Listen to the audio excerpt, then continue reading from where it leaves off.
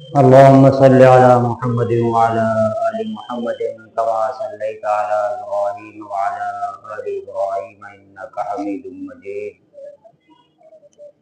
اللهم بارك على محمد وعلى آل محمد كما باركت على إبراهيم وعلى آل إبراهيم إنك حميد مجيد. نحمده ونصلي على رسوله الكريم اما بعد فاعوذ بالله من الشيطان الرجيم بسم الله الرحمن الرحيم. قال رسول الله صلى الله عليه وسلم من يرد الله به خيرا يفقهه في الدين. من يرد الله به خيرا يفقهه في الدين وَإِنَّمَا أَنَا قَاسِمٌ وَاللَّهُ يُعْطِي. فرماتے ہیں حضور پاک صلی اللہ علیہ وسلم کہ اللہ تعالیٰ جس کے ساتھ بھلائی کا معاملہ فرماتے ہیں، اللہ تعالیٰ جس کے ساتھ خیر کرنا چاہتے ہیں، خیر کا معاملہ فرماتے ہیں، اس کو دین کی سمجھ عطا فرماتے ہیں. یفقہہ فی الدین، فقہ دین عطا فرماتے ہیں، اس کو دین کی سمجھ عطا فرماتے ہیں. جس کے ساتھ بھلائی کا معاملہ کرنا چاہتے ہیں اللہ تعالیٰ، اس کو دین کی سمجھ عطا فرماتے ہیں. اور فرماتے ہیں حضور پاک صلی اللہ علیہ وسلم وَإِنَّمَا أَنَا قَاسِمٌ وَاللَّهُ يُعْطِي، میں صرف تقسیم کرنے والا ہوں، دینے والا اللہ ہے. یعنی کہ جو ہدایت رسول اللہ صلی اللہ علیہ وسلم لے کر کے آئے ہیں، یا جو قرآن پاک، جو علم اللہ تعالیٰ سے رسول اللہ صلی اللہ علیہ وسلم کو ملا ہے، تو رسول اللہ صلی اللہ علیہ وسلم فرماتے ہیں کہ میں اس کو صرف تقسیم کرنے والا ہوں، میں بانٹنے والا ہوں، دینے والا اللہ ہے. اللہ تعالیٰ دینے والے ہیں، ہدایت دینے والے اللہ تعالیٰ ہیں، میرا کام صرف پہنچا دینے کا ہے، تقسیم کر دینے کا ہے. تو کیا فرمایا کہ جس کے ساتھ اللہ تعالیٰ بھلائی کا معاملہ کرنا چاہتے ہیں، اس کو کیا چیز عطا کرتے ہیں؟ فقہ دین، دین کی سمجھ. مال و دولت نہیں، دنیا نہیں، بادشاہت نہیں، کیا دیتے ہیں؟ فقہ دین، دین کی سمجھ دیتے ہیں. اس کو ہدایت کا راستہ اللہ تعالیٰ دکھا دیتے ہیں جس کے ساتھ بھلائی کا معاملہ کرنا چاہتے ہیں. اور ہماری جو معیار ہے سوچنے کا، ہمارا جو دار و مدار ہے، ہم یہ سمجھتے ہیں کہ کامیابی جو ہے وہ کس کو مل رہی ہے؟ جس کے پاس دنیا ہے، مال و دولت ہے، محل بنگلے ہیں، گاڑیاں ہیں، کامیابی اس کو مل رہی ہے. اللہ تعالیٰ نے فرمایا قرآن پاک کے اندر فَأَمَّا الْإِنسَانُ إِذَا مَا ابْتَلَاهُ رَبُّهُ فَأَكْرَمَهُ وَنَعَّمَهُ فَيَقُولُ رَبِّي أَكْرَمَنِ وَأَمَّا إِذَا مَا ابْتَلَاهُ فَقَدَرَ عَلَيْهِ رِزْقَهُ فَيَقُولُ رَبِّي أَهَانَنِ. کہ ہم جب انسان کو فَأَمَّا الْإِنسَانُ إِذَا مَا ابْتَلَاهُ رَبُّهُ فَأَكْرَمَهُ وَنَعَّمَهُ، جب اس انسان کو اس کا رب اکرام دیتا ہے، نعمتیں دیتا ہے، تو یہ کہتا ہے فَنَعَّمَهُ، تو یہ کہتا ہے فَيَقُولُ رَبِّي أَكْرَمَنِ، مجھے میرے رب نے بہت اکرام کیا ہے میرا. جب اس کو مال و دولت ملتا ہے، دنیاوی اسباب مل جاتے ہیں، تو کیا کہتا ہے؟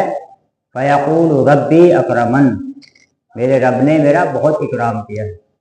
جو مستورات آئی ہوں اوپر بھیج دے، اوپر پڑھ لیں گی نماز. عورتیں جو نماز پڑھنے کے لیے آئی ہوں اوپر پڑھ لیں گے، اوپر جگہ ہے، اوپر پڑھ لیں گے. مستورات جو نماز پڑھنے کے لیے کوئی آئے. فَيَقُولُ رَبِّي أَكْرَمَنِ وَأَمَّا إِذَا مَا ابْتَلَاهُ فَقَدَرَ عَلَيْهِ رِزْقَهُ فَيَقُولُ رَبِّي أَهَانَنِ.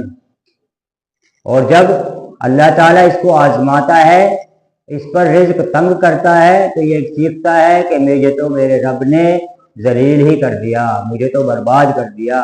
کیا میرے ساتھ یہ ہونا تھا؟ میرے ہی ساتھ یہ ہونا تھا؟ مجھے کو ساری غربت، ساری تنگی، ساری پریشانیاں میرے لیے تھی.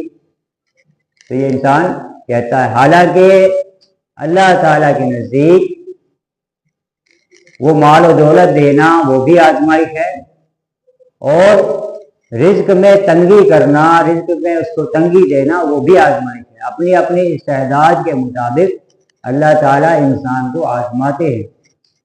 کوئی انسان ایسا ہے اللہ کے علم میں ہوتا ہے کہ جب اس کو زیادہ مال و دولت دی جائے گی، اس کو زیادہ سامان دیا جائے گا، تو یہ اس کے اندر، اس عیش و آرام کے اندر جو ہے یہ مجھے بھولے گا۔ اور بعض لوگ ایسے ہوتے ہیں کہ جو ان کو راحت ملتی ہے وہ تو اللہ کی طرف چلتے ہیں، ہدایت کے راستے پر چلتے ہیں، وہ نیک کاموں میں خرچ کرتے ہیں، تو اللہ تعالیٰ ان کو ان کی استعداد کے مطابق آزماتے ہیں۔ کسی کو زیادہ دے کر کے آزماتے ہیں کہ یہ میرے رزق کی فراوانی کے بعد اس کو جب رزق میں اس پر کھول دوں گا، اس کے اوپر اپنی نعمتیں میں کھول دوں گا، تو یہ کیا کرتا ہے؟ یہ مجھے بھولتا ہے یا مجھے یاد رکھتا ہے؟ اس کو آزمایا جاتا ہے ان چیزوں میں۔ تو اللہ تعالیٰ فرماتے ہیں فَأَمَّا الْإِنسَانُ إِذَا مَا ابْتَلَاهُ رَبُّهُ فَأَكْرَمَهُ وَنَعَّمَهُ فَيَقُولُ رَبِّي أَكْرَمَنِ۔ جب ہم اس کو دیتے ہیں اپنی نعمتیں تو یہ کہتا ہے فَيَقُولُ رَبِّي أَكْرَمَنِ، مجھے تو میرے رب نے بڑا اکرام کیا ہے۔ بڑے بڑے بنگلے بنا کر کے ان کے اوپر لکھتا ہے ھذا من فضل ربی، یہ میرے رب کا مجھ پر فضل ہوا۔ جو امام الانبیاء، تمام نبیوں کے سردار، جن کے بارے میں فرمایا گیا کہ اگر ان کو میں آپ کو نہ بناتا تو میں کائنات ہی نہ بناتا، وہ کنکریوں پر نماز پڑھتے رہے زندگی بھر، کنکریوں پر۔ عرب میں جیسے ہمارے یہاں قالین بچھے ہیں، سفید قالین والی بچھی ہیں، فرش ہے، ماربل لگا ہے، تو عرب جو مسجد نبوی جو بنائی گئی تھی، مسجد نبوی جب بنائی گئی تھی اس وقت کچی زمین ہوتی تھی، کچی مٹی۔ اب اس کو پاک رکھنا جو ہے وہ مشکل ہوتا ہے، مٹی پر اگر کوئی نجاست گر گئی تو پھر اس کو پاک کرنا جو ہے وہ مشکل ہوتا ہے۔ تو کیا ہوتا تھا، وہاں صفوں کی جگہ پر کنکریاں بچھائی جاتی تھی، باریک کنکریاں جو ہے وہ عام طور سے جو ہے عرب کے اندر ریگستانی علاقہ تھا، تو وہاں پر کیا ہوتا تھا، کنکریاں بچھائی جاتی تھی پاک رکھنے کے لیے۔ اب کنکریاں جب زمین پر ان کو بچھا دیتے تھے تو اگر ان کے پر کوئی نجاست وغیرہ گر جاتی تھی تو ان کو جو ہے ان کے اوپر پانی ڈال دے پاک ہو جاتی تھی۔ تو پاکی رکھنے کے لیے کیا کیا جاتا تھا، کنکریاں بچھائی جاتی۔ صحابہ کرام رسول اللہ صلی اللہ علیہ وسلم زندگی بھر کنکریوں پر نماز پڑھتے رہے۔ اب وہ کنکریوں پر نماز پڑھنا کیسا ہوتا ہوگا، وہ چبھتی بھی ہوگی، چبھتی تھی ان کے بارے میں چونکہ آیا ہے حدیث کے اندر کہ بعض صحابہ، بھائی مہربانی کر کے جناب باتیں کرنی ہو تو باہر چلے جائیں، مہربانی کر کے آپ کچھ بات چیت کرنا چاہتے ہو تو باہر چلے جائیں۔ فطرے کے بارے میں ایسا ہے کہ وہ آپ بہتر یہ ہے کہ کوئی آپ کے قریبی اگر کوئی ہو غریب تو اس کو پہنچا دیں نماز سے پہلے، اور فی الحال تو اب موجود نہیں ہے، یا تو پہلے دیا جاتا تو پھر پہنچا دیا جاتا، کیونکہ فطرہ جو ہے وہ اصل میں فطرہ کیا ہوتا ہے، وہ عید کے لیے ہوتا ہے، خاص طور سے ان لوگوں کے دیا جاتا ہے جو غریب مساکین جو ہیں، وہ ان کو ایسے وقت میں دیا جاتا ہے فطرہ کہ عید کا چاند نظر آنے کے بعد عید کی نماز سے پہلے ان کو دے دیا جائے، تاکہ ان کا جو خرچ ہے وہ جو ان کو ہم نے دیا ہے وہ ان کا عید پر خرچ ہو جائے۔ عید والے دن کوئی غریب کوئی مسکین جو ہے وہ مسکینی کی حالت میں، فقر کی حالت میں نہ دکھائی دے، اس لیے وہ فطرے کی جو ہے نظام، اس کی حکمت جو ہے وہ دینے کو آپ بعد میں بھی دے سکتے ہیں، لیکن بہتر یہ ہے کہ وہ نماز سے پہلے دیا جائے۔ اور اب اگر یہاں پر کسی کو، یہاں فی الحال کوئی ایسے موجود نہیں ہے فطرہ جس کو دیا جائے، تو یا تو وہ جو ہے کسی کو، جی کچھ کہنا چاہ رہے ہیں فرمائیے۔ اچھا فطرہ آپ لینا چاہتے ہیں، یہ دیکھ لیجیے مانگ رہے ہیں فطرہ، اگر آپ دینا چاہیں تو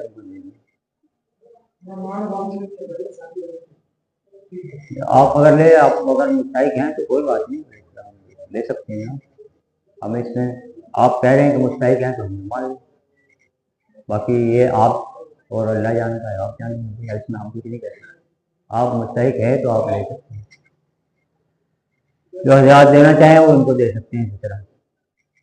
تو کہنے کا مقصد یہ تھا، میں یہ کہہ رہا تھا ھذا من فضل ربی، کیا فضل ان پر نہیں ہوا؟ حضرت ابو ہریرہ رضی اللہ تعالیٰ عنہ، حضرت ابو ہریرہ رضی اللہ تعالیٰ عنہ فرماتے ہیں کہ میں ایک صفہ ایک جگہ تھی،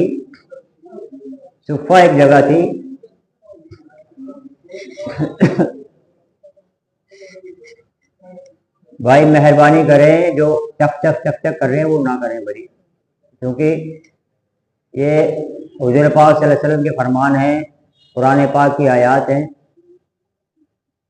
ان کے بیچ میں ایک تو جو ہے وہ ڈسٹرب ہوتا ہے بولنے سے۔ جو حضرات کچھ بات چیت کرنا چاہتے ہیں وہ تھوڑا باہر چلے جائیں، بات کر لیں باہر جا کے، اور اندر ابھی جگہ ہے، اندر باہر دھوپ ہے تو اندر آ جائیں، باہر اگر نہیں بیٹھنا چاہتے اندر آ جائیں، اندر جگہ ہے، بہت جگہ ہے اندر، باہر دھوپ ہے تو اندر آ سکتے ہیں، اندر بہت جگہ ہے، آگے ہو جائیں۔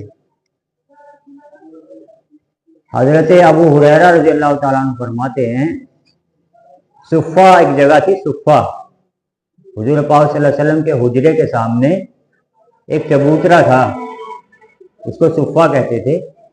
وہاں پر جو صحابہ نئے ایمان والے ہوتے تھے، جو کلمہ پڑھ کے آتے تھے، ایک تو وہ جو اپنا گھر بار چھوڑ کے آتے تھے، تو وہ اس جگہ پر آ کر بیٹھے رہتے تھے، اور جو لوگ ان کو کوئی صدقہ وغیرہ دیتے تھے، پہنچاتے تھے، تو ان میں ان کا گزر بسر چل جاتا تھا۔ اور ان میں کچھ لوگ ایسے ہوتے تھے جو کہ جن کا مقصد جو غریب نہیں تھے، لیکن ان کا مقصد کیا تھا، وہ حضور پاک صلی اللہ علیہ وسلم کے حجرے کے سامنے بیٹھے رہتے تھے۔ حجرے کے سامنے اس لیے بیٹھے رہتے تھے، حضور پاک صلی اللہ علیہ وسلم کی سیرت کو سمجھنے کے لیے، حضور پاک صلی اللہ علیہ وسلم سے احادیث حاصل کرنے کے لیے وہاں بیٹھے رہتے تھے۔ حضرت ابو ہریرہ رضی اللہ تعالیٰ عنہ بھی انہی میں سے تھے، کر سکتے تھے، کما سکتے تھے، جیسے ہم لوگ روزی کمانے کے لیے نکلتے ہیں، محنت کرتے ہیں، کیونکہ صحابہ کرام جب حضرت ابو ہریرہ رضی اللہ تعالیٰ عنہ کی روایات، بہت زیادہ احادیث کی روایات جو حضرت ابو ہریرہ سے ملی، تو ایک صحابی نے فرمایا ان سے کہ یہ بہت احادیث بیان کرتے ہیں، اتنی حدیثیں آپ کے پاس کہاں سے آئی؟ تو حضرت ابو ہریرہ رضی اللہ تعالیٰ فرماتے ہیں جب تم لوگ کھانا کھا رہے ہوتے تھے، میں حدیث حضور پاک صلی اللہ علیہ وسلم کو دیکھ رہا ہوتا تھا، جب تم اپنے بیوی بچوں کے پاس ہوتے تھے تو میں وہاں پر جو ہے صفہ کے سامنے بیٹھ کر حضور پاک صلی اللہ علیہ وسلم کا انتظار کیا کرتا ہوں، سے کچھ مجھے سیکھنے کو ملے، کوئی بات ملے، تاکہ میں جو ہے اسے اپنے پاس یاد کر لوں، اپنے پاس لکھ لوں۔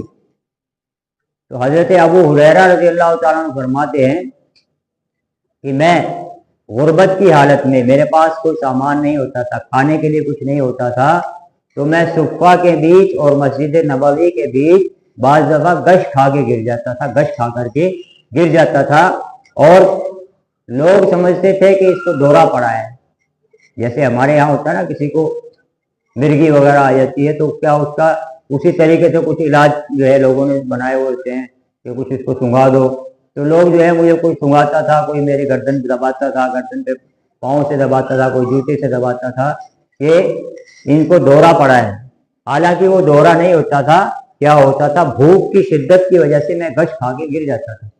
حضرت ابو ہریرہ رضی اللہ تعالیٰ فرماتے ہیں، بہت بڑے صحابی ہیں، تو فضل ان پر تھا، فضل اللہ کا فضل ان پر تھا۔ فیقول ربی اکرمن، اکرام ان کے کیے گئے تھے، اکرام ان کے کیے گئے تھے، رضی اللہ عنہم ورضوا عنہ، اللہ ان سے راضی ہو گیا اور وہ اللہ سے راضی ہو گئے، رضی اللہ عنہم ورضوا عنہ۔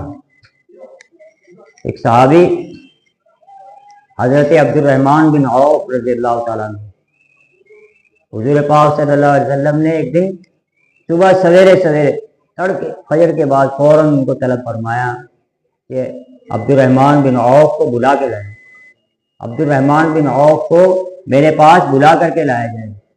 حضرت عبد الرحمن بن عوف رضی اللہ تعالیٰ عنہ پہنچے صبح، یہ پتہ نہیں کیا بات ہے، حضور پاک صلی اللہ علیہ وسلم نے صبح طلب فرمایا ہے، کیا بات ہے؟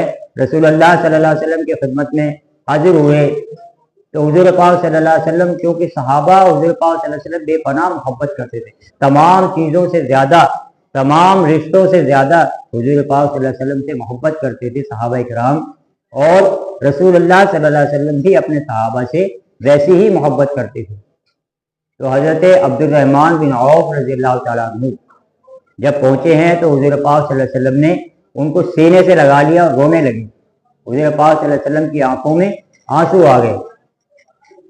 हज़रत अब्दुर्रहमान बिन औफ रज़ियल्लाहु ताला अन्हु ने पूछा, अर्ज़ किया, रसूलुल्लाह सल्लल्लाहु अलैहि वसल्लम क्या बात है, आप क्यों ऐसा परेशान है, या आपकी आंखों में आंसू देख रहा हूँ। तो हुजूर पाक सल्लल्लाहु अलैहि वसल्लम ने फरमाया कि मैंने आज एक ख्वाब देखा, मैंने एक ख्वाब देखा है जिसमें कि सब लोग जन्नत में जा रहे हैं, मेरे साथ साथ सब तमाम सहाबा जो है वो जन्नत में जा रहे हैं, और मैं देख रहा हूँ कि अब्दुर्रहमान अभी तक नहीं पहुँचे, अब्दुर्रहमान बिन औफ वो नहीं पहुँचे। तमाम सहाबा जो है निकल गए और अब्दुर्रहमान बिन औफ नहीं आए। तो रसूलुल्लाह सल्लल्लाहु अलैहि वसल्लम उनके इंतज़ार में बैठे रहे, परेशान उनके इंतज़ार में खड़े थे। फरमाते हैं कि मैंने ख्वाब में देखा, जो है ख्वाब में मैंने देखा तो नहीं आए, तो मैं परेशान खड़ा था, मैं तुम्हारे बगैर परेशान खड़ा था कि मेरा एक सहाबी जो है वो कहाँ रह गए हशर के दिन, क़यामत के दिन। तो जब तुम आए हो तो तुम जो है देर से पहुंचे हो, काफ़ी देर से पहुंचे हो, पूरे पसीने में तरबतर थे, पसीने में शराबोश थे। तो मैंने जो है पूछा कि क्या बात, इतना पीछे क्यों रह गए। तो तुमने कहा कि मेरे पास बहुत माल और दौलत थी और उसका हिसाब देने में मुझे वक्त लग गया, माल और दौलत का हिसाब देने में वक्त लग गया। तो जब ये ख्वाब, क्योंकि ये नबी का ख्वाब था, ये ख्वाब किसका था, नबी का, और नबी का ख्वाब क्या होता है, वो वही के मानिंद होता है, जैसे वही नाजिल होती है इसी तरह ख्वाब जो है वो नबी का सच्चा होता है।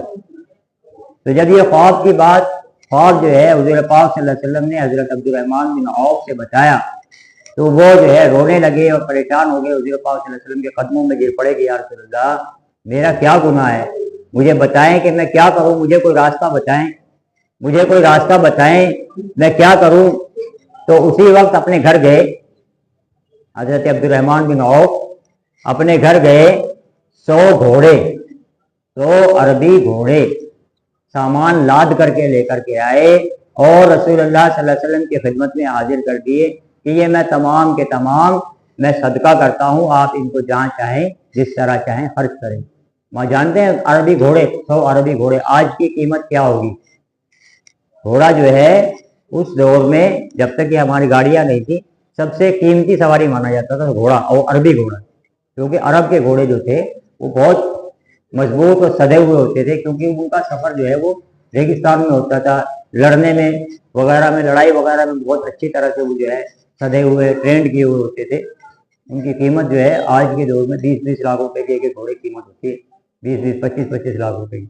100 घोड़े 2.5 करोड़ रुपए के, आज के हिसाब से 2.5 करोड़ रुपए का सामान लेकर के एक ही बार में सदका, एक ही बार में हज़रत अब्दुर्रहमान बिन औफ ने एक ही बार में सदका किया। नींद यहाँ पर सकीना नाजिल होती है, मस्जिद में नींद आती है, सुकून नाजिल होता है, बाहर बेचैनी होती है। वजू बना के आ जाओ। तो एक ही बार में।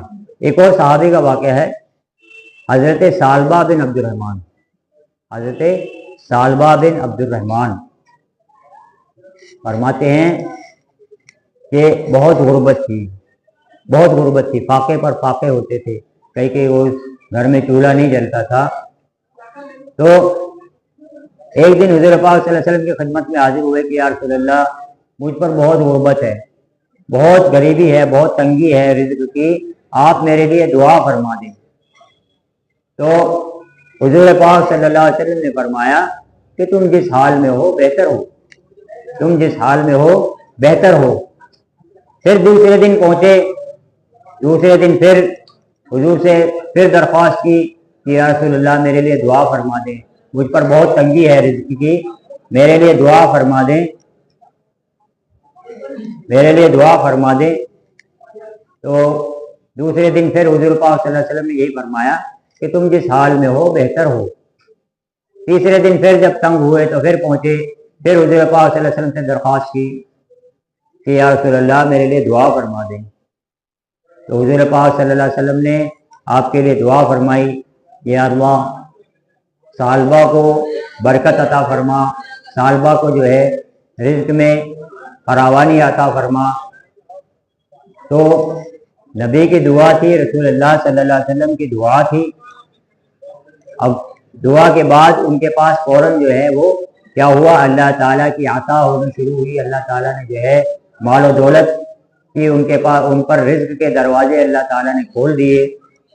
ان کے پاس 4 بکریاں تھیں، 4 بکریوں سے پھر اور بڑھ گئی، اللہ نے ان میں برکت دی، 4 سے 8 ہو گئی، 8 سے 16، بڑھتے بڑھتے بڑھتے ان کو اس دور میں جو ہے، جو صحابہ کرام کا زمانہ تھا، حضور پاک صلی اللہ علیہ وسلم کا جو زمانہ تھا، تو لوگوں کا جو مال و دولت تھا وہ یہی چیزیں تھیں، بکریاں، اونٹ۔ تو اب ان کے پاس جو ہے بکریوں کا ریوڑ ہو گیا، گایوں کا ریوڑ ہو گیا، پھر اونٹ ہو گئے، ہزاروں اونٹ ہو گئے۔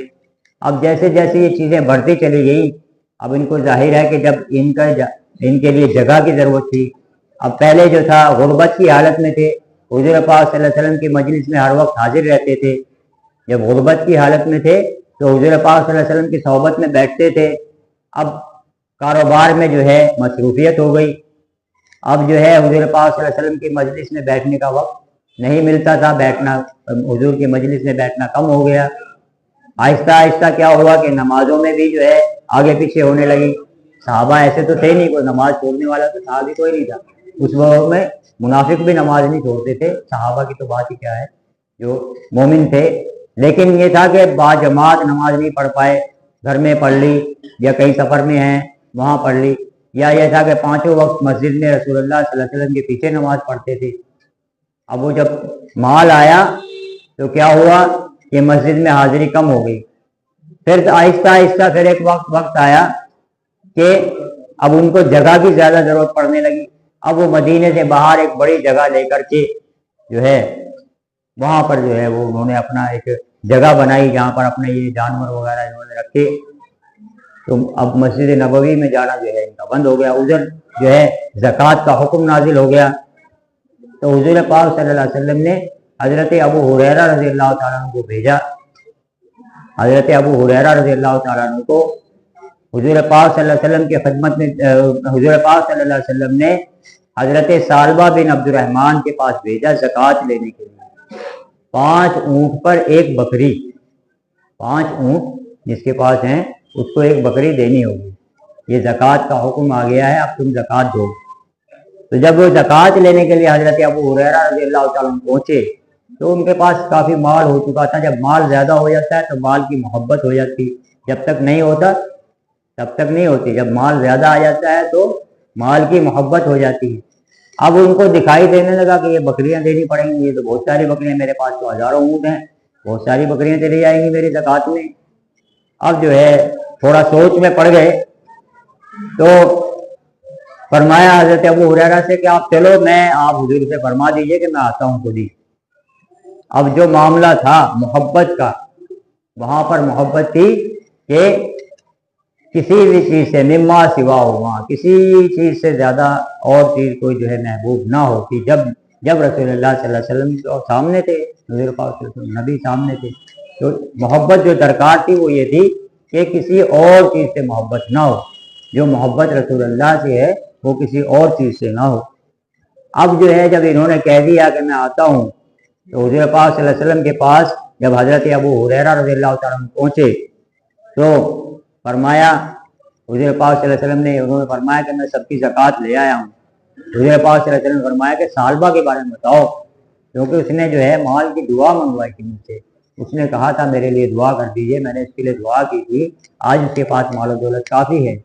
تو حضرت ابو ہریرہ رضی اللہ تعالیٰ نے عرض کیا کہ رسول اللہ، سالبہ نے کہا ہے کہ میں آتا ہوں کبھی۔ حضور پاک صلی اللہ علیہ وسلم کی آنکھوں میں آنسو آئے، کیونکہ وہ صحابی تھے اور حضور نے فرمایا کہ وہ تو ہلاک ہو گئے، جس نے زکوٰۃ میں دیری کر دی اور ایک فرض کا جو ہے حکم اس تک پہنچا اور اس میں تاخیر کی اور کہا کہ میں آتا ہوں، کیونکہ وہاں پر جو ہے صحابہ کرام کا جو زمان کا جو حالات تھے، وہاں اتنی بات بھی جو ہے وہ ان کے لیے بہت تھی، اتنی بات سننا ان کے بارے میں کہ میں آتا ہوں، ابھی تاخیر کرنا، سوچنا، حضور کا حضور کا قاصد پہنچا ہو اور وہ سوچ میں پڑ گئے ہوں تو حضور کے نزدیک یہ بات بھی جو ہے ناگوار گزری بہت، اور رسول اللہ صلی اللہ علیہ وسلم نے فرمایا کہ ہلاک ہو گیا۔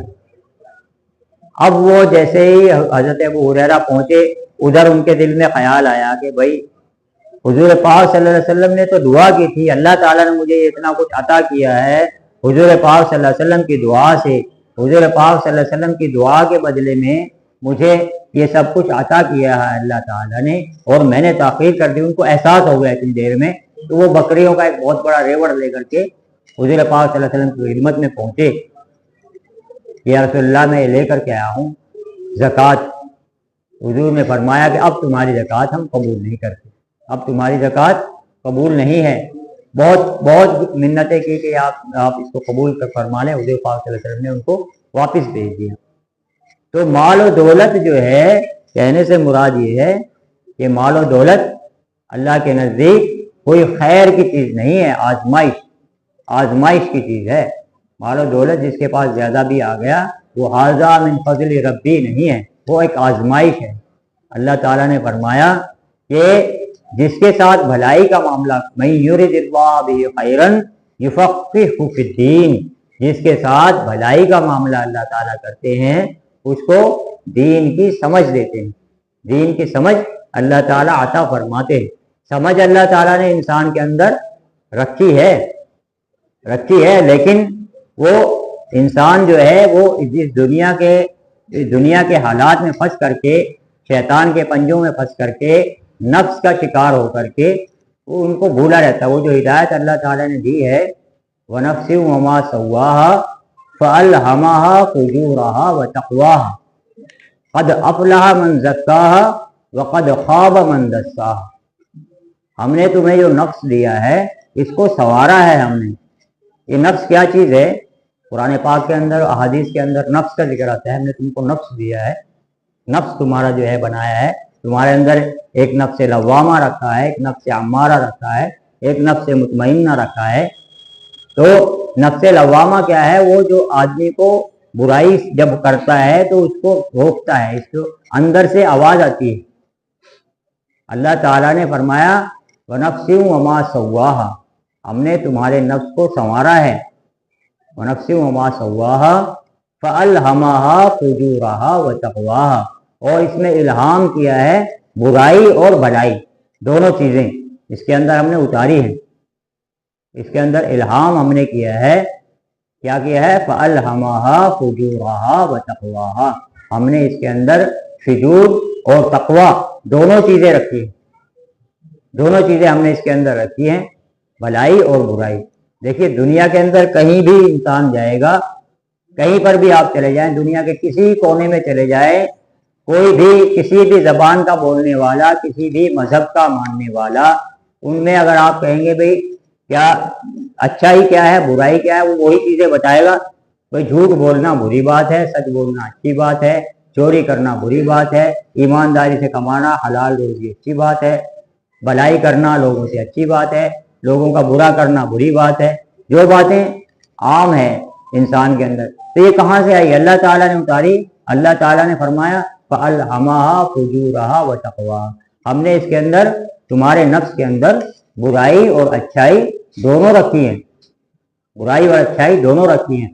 لیکن اللہ تعالیٰ جس کے ساتھ بھلائی کرتا ہے اس کا جو ہے وہ نفس جو لوامہ ہے، جو اس کو برائی سے روکنے والا ہے، اللہ تعالیٰ اس کو تقویت عطا کر دیتے ہیں۔ جب یہ عمل کی طرف چلتا ہے، جوں یہ چلتا ہے، کیوں اس کا جو ہے وہ نفس جو ہے بھلائی کی اس کے اندر عادت بنتی ہے، برائی اس کو بری لگنے لگتی ہے۔ اور جب یہ برائی کی طرف چلتا ہے تو وہ جو اس کا نفس برائی کی طرف پکارنے والا ہے، برائی کی طرف لے جانے والا ہے، اس کو تقویت ملتی ہے۔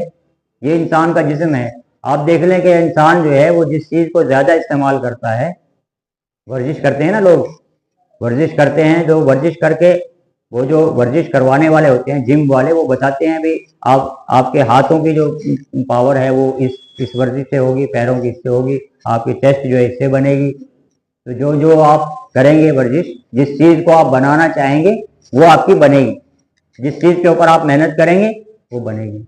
تو نفس لوامہ پر محنت کریں گے تو نفس لوامہ کب تک قوی ہو جائے گا، برائی پر محنت کریں گے تو برائی والا نفس قوی ہو جائے گا، پھر بھلائی جو ہے بھلائی کی طرف ذہن جائے گا نہیں، بھلائی جو ہے وہ اچھی لگے نہیں، اور دوسری طرف جو ہے ایک دشمن جو ہے وہ شیطان، جس نے کہا ہے کہ آپ نے جو ہے مجھے فبما اغویتنی، آپ نے مجھے اس کی وجہ سے ذلیل کیا ہے، فبما اغویتنی لاقعدن صراطک المستقیم، میں اس کے سیدھے راستے پر بیٹھوں گا۔ ایک ہمارے پیچھے جو ہے شیطان ایک دشمن الگ لگا ہے۔ تو کیا ہے کہ ہمیں جو ہے جس چیز پر ہم محنت کریں گے وہ چیز ہماری قوی ہو جائے گی، اور سب سے بڑی چیز جو ہے شروعات جو ہوگی اچھائی کی، جو شروعات ہے، جب ہم کوئی اچھائی اپنے اندر لانا چاہتے ہیں تو اس کی شروعات جو ہے وہ کس سے ہوگی؟ سب سے پہلے اپنے خدا کی صحیح پہچان، خدا کے بارے میں صحیح عقیدہ۔ اصل میں کیا ہوتا ہے کہ انسان جو ہے وہ خدا کے بارے میں جو عقیدہ ہے اس کے بارے میں دھوکہ کھا جاتا ہے۔ انسان کیا کرتا ہے، وہ اس کے بارے میں کیا ہے، اس تک پہنچتا نہیں، اس اللہ تعالیٰ کی قدرت تک پہنچتا نہیں ہے۔ وہ سمجھتا ہے کہ جیسا میں ہوں اسی طرح سے، جیسے میرے ساتھ دھوکہ ہو جاتا ہے، کہیں میں جو ہے کوئی چالاکی کر لوں گا یا کوئی چوک ہو جائے گی، کوئی کہیں جو ہے کہیں سے کچھ ایسا ہو جائے گا، کہیں وکالت چل جائے گی، لیکن وہ جو کائنات کا خالق ہے وہ بہت زبردست قدرت اور طاقت والا ہے، وہاں پر کوئی وکالت چلے گی، وہاں پر کوئی چیز نہیں چلے گی، وہاں پر کیا ہوگا؟ افلا یعلم اذا بعثر ما فی القبور وحصل ما فی الصدور، کیا تم جانتے نہیں کیا ہوگا قبروں میں جانے کے بعد؟ کیا تم جانتے ہو کیا ہوگا قبروں میں جانے کے بعد؟ وحصل ما فی الصدور، تمہارے دلوں میں جو ہوگا وہ خود بخود حاصل ہو جائے گا۔ یہ جو لفظ ہے نا حصلہ، اس کے معنی ہے خود بخود حاصل ہوگا، اس میں بتانے کی ضرورت نہیں پڑے گی، پوچھنے کی ضرورت نہیں پڑے گی۔ جیسے آج کل جو ہے کیمرے ہیں نا، کیمرے لگے ہیں، ہم پڑا اس زینے سے آئے یا اس زینے سے آئے، ہمیں بتانے کی ضرورت نہیں، وہ اپنے آپ بتا دے گا کیمرہ۔ اسی طرح سے جو ہے وہاں کسی کی وکالت نہیں چلے گی، وہ خود بتا دے گا، سب کچھ اپنے آپ معلوم ہو جائے گا۔ وقت ہو گیا ہے نماز کا، باہر لوگ دھوپ میں بیٹھے ہیں، اب جو ہے انشاءاللہ نماز شروع کرتے ہیں۔ جو فطرے کا جو ہے بھائی صاحب نے کہا ہے، جو حضرات ان کو دینا چاہے وہ دے دیں، یا جو نہیں دیے ہیں وہ پھر مسجد میں آپ جمع بعد میں وہ پھر بعد میں کسی کو دے سکتے ہیں، لیکن بہتر یہی ہے کہ پہلے ہی دیے جا سکے۔ اچھا، دوسری چیز یہ ہے کہ یہ ہٹا لے